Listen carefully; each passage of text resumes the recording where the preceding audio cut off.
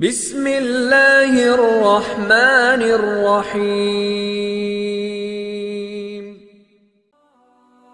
Assalamualaikum warahmatullahi wabarakatuh. Selamat datang kembali di channel Aksara Islam. Sahabat beriman yang dirahmati oleh Allah Subhanahu wa Ta'ala, dalam agama Islam, malaikat adalah makhluk yang diciptakan dari cahaya oleh Allah Subhanahu wa Ta'ala. Maka dari itu, malaikat tidak pernah berdosa dan sangat taat kepada Allah. Malaikat diciptakan bertujuan untuk melakukan tugas-tugas tertentu, salah satunya menjalankan tugas mendoakan hamba Allah di dunia. Sebagaimana malaikat adalah makhluk yang mulia, maka bila kita didoakan olehnya adalah sebuah hal yang beruntung, sebab doa dari malaikat jauh lebih mudah diijabah. Lantas, siapa sajakah orang-orang yang bisa mendapatkan doa dari malaikat? Berikut ini ada 12 kriteria orang yang didoakan oleh malaikat setiap hari. 1. Orang yang tidur dalam keadaan berwudu. Berwudu merupakan kegiatan membersihkan atau menyucikan diri dari hadas dan kotoran. Jadi berwudu sebelum tidur sangatlah bermanfaat, yaitu dapat membuat tubuh menjadi lebih tenang dan nyaman. Bahkan berwudu sebelum tidur bisa dijaga oleh malaikat selama tidur, sekaligus didoakan yang baik. Dalam hadis riwayat Ibnu Hibban dan Abu Umar radhiyallahu anhuma pun mengatakan, Rasulullah Shallallahu alaihi wasallam bersabda, barang siapa tidur di malam hari dalam keadaan suci atau berwudu, maka malaikat akan mengikuti. Lalu ketika ia bangun, niscaya malaikat akan berucap, ya Allah, ampunilah hambamu si fulan, karena ia tidur di malam hari dalam keadaan selalu suci. 2. Orang yang sedang duduk menunggu waktu sholat. Malaikat akan senantiasa berdoa kepada hamba Allah jika orang itu suka menanti-nantikan atau menunggu waktu sholat tiba. Orang yang selalu menunggu waktu sholat dalam keadaan suci, maka akan mendapat ampunan dari Allah Subhanahu wa Ta'ala. Imam Ibnu Huzaimah meriwayatkan salah satu hadis dalam kitab sahihnya bahwa sesungguhnya Rasulullah Shallallahu alaihi wasallam bersabda, tidaklah seseorang di antara kalian duduk menunggu sholat selama ia berada dalam keadaan suci, melainkan para malaikat akan mendoakannya, ya Allah, ampunilah ia, ya Allah, sayangilah ia. 3. Orang yang berada di saf jamaah paling depan. Khusus untuk para ikhwan atau para pria yang datang ke masjid lalu berwudu dan mengambil saf barisan jamaah yang pertama atau paling depan untuk sholat, maka ada keutamaan khusus yang akan didapatkannya. Nabi Shallallahu alaihi wasallam menunjukkan keutamaan saf pertama dalam sabdanya hadis berikut, sesungguhnya Allah dan para malaikatnya bersolawat kepada orang yang sholat di saf pertama. Hadis riwayat Abu Daud. Dan Rasulullah Shallallahu alaihi wasallam juga bersabda, sebaik-baik saf bagi laki-laki adalah yang paling depan, dan yang paling jelek adalah yang paling belakang. Sebaik-baik saf bagi wanita adalah yang paling belakang, dan yang paling jelek adalah yang paling depan. Hadis riwayat Muslim. 4. Orang yang menyambung saf kosong. Pasalnya, barisan atau saf sholat harus sempurna, tidak boleh ada sela-sela yang kosong. Harus rapat dan lurus supaya seperti berbarisnya para malaikat di sisi Rob mereka yang selalu menyempurnakan saf-saf atau barisan, rapat serta lurus dalam barisannya. Sabdaan Rasulullah Shallallahu alaihi wasallam, dan supaya menyambung saf yang kosong biar tidak ditempati oleh syaitan, maka hendaklah kita untuk selalu menyambung saf kosong ketika mau sholat. Demikian juga Rasulullah Shallallahu alaihi wasallam bersabda, Sesungguhnya Allah dan para malaikatnya selalu mendoakan orang-orang yang menyambung saf-saf dalam sholat. Siapa saja yang mengisi bagian saf yang lowong akan diangkat derajatnya oleh Allah satu tingkat. Hadis riwayat Ibnu Majah. 5. Orang yang mengucap amin setelah imam membaca Al-Fatihah. Sholat adalah amalan wajib yang pertama kali dihisab. Oleh karena itu, sholat harus disempurnakan dari takbiratul ihram hingga tahiyatul akhir, supaya kita diselamatkan oleh Allah kelak. Seperti amalan dalam sholat yang perlu diperhatikan dan seringkali dianggap remeh, yaitu mengucapkan kata amin setelah imam membaca Al-Fatihah.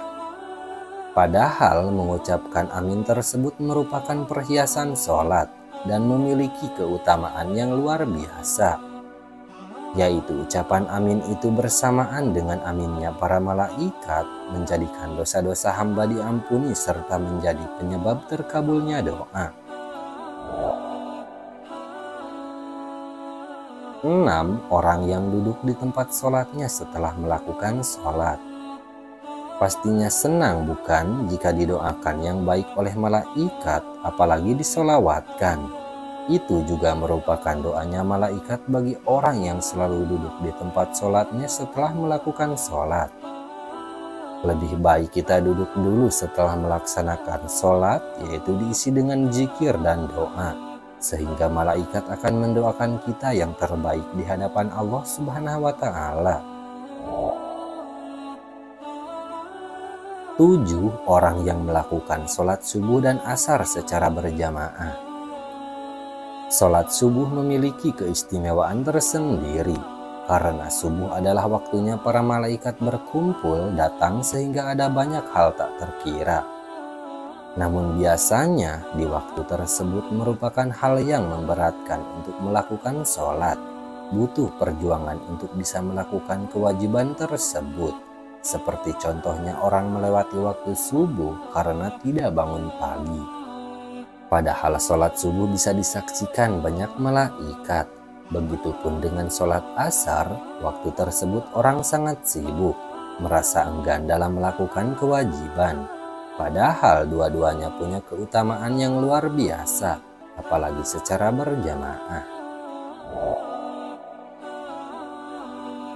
8. Orang yang mendoakan saudaranya tanpa sepengetahuan orang yang didoakan.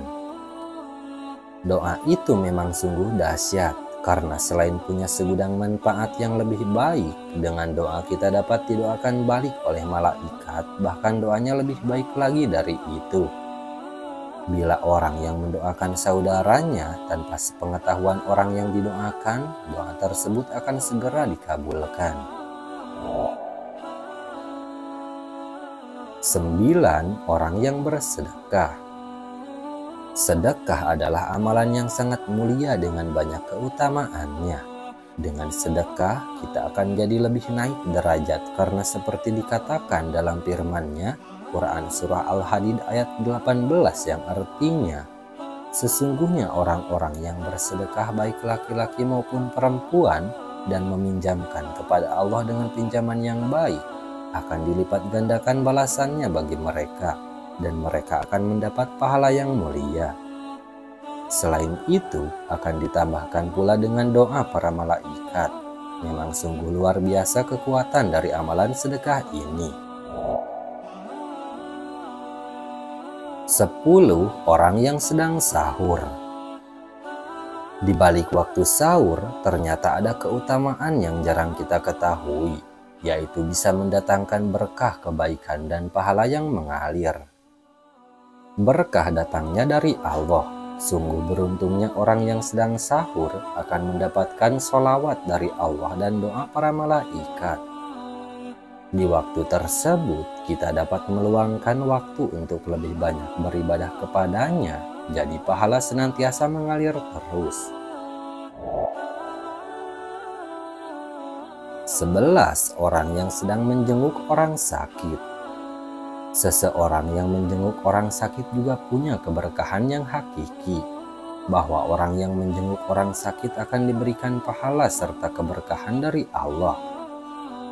Sebagaimana dijelaskan dalam hadis riwayat Ibnu Majah berikut ini, barang siapa yang menjenguk orang sakit, maka malaikat dari langit memanggil, "Berbahagialah kamu dan sungguh baik langkahmu dan engkau menempati sebuah rumah di surga." Kesimpulannya, seseorang yang menjenguk orang sakit akan didoakan oleh para malaikat, dan setiap langkahnya ketika menjenguk maupun setelah menjenguk terdapat keberkahan pahala yang berlimpah. 12. Orang yang mengajarkan kebaikan. Berbuat baiklah ke semua orang, sekecil apapun. Kalimat tersebut sudah sering kali kita dengar, tapi dari kalimat sederhana itu memang harus kita terapkan dalam hidup. Sebagai umat muslim, kita diperintahkan untuk selalu mengajarkan dan mengajak manusia kepada kebaikan. Maka pahalanya akan menjadi untukmu juga. Selain itu, orang yang senantiasa memberikan kebaikan juga akan didoakan malaikat. Dengan mengajarkan atau mengajak kebaikan, sama dengan kita berdakwah di jalan Allah dan dapat mencegah orang lain dari kemungkaran. Sungguh luar biasa pahala bagi orang tersebut. Nah, itulah sahabat beriman, orang-orang yang mendapatkan doa dari malaikat. Betapa beruntungnya jika kamu adalah salah satunya. Maka di pandangan Allah, ia adalah manusia yang dicintainya. Sekian dulu video dari kami. Jangan lupa dukung channel Aksara Islam dengan klik tombol subscribe. Assalamualaikum warahmatullahi wabarakatuh.